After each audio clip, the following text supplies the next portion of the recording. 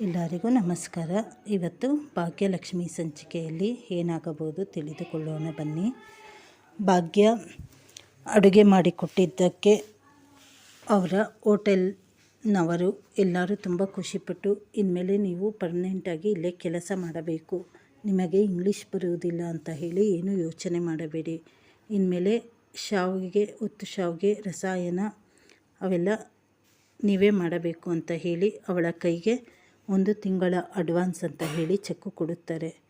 ಚೆಕ್ಕನ್ನು ನೋಡಿ ಅವಳಿಗೆ ತುಂಬ ಖುಷಿಯಾಗಿ ಕಣ್ಣಲ್ಲಿ ನೀರು ಬಂದಾಗ, ಯಾಕೆ ಮೇಡಮ್ ತುಂಬ ಕಮ್ಮಿ ಆಯಿತಾ ಅಂತ ಕೇಳಿದ್ದಕ್ಕೆ, ಇಲ್ಲ ಸರ್, ನನಗೆ 1 ರೂಪಾಯಿನೂ ಸಂಪಾದನೆ ಮಾಡೋ ಯೋಗ್ಯತೆ ಇಲ್ಲ ಅಂತ ಅಂದುಕೊಂಡಿದ್ದೆ, ಒಂದೇ ಸತಿ ಇಷ್ಟು ದುಡ್ಡು ನೋಡಿ ತುಂಬ ಖುಷಿಯಾಯಿತು ಅಂತ ಹೇಳಿ ಖುಷಿಯಿಂದ ಅಲ್ಲಿಂದ ಹೊರಡುತ್ತಾಳೆ.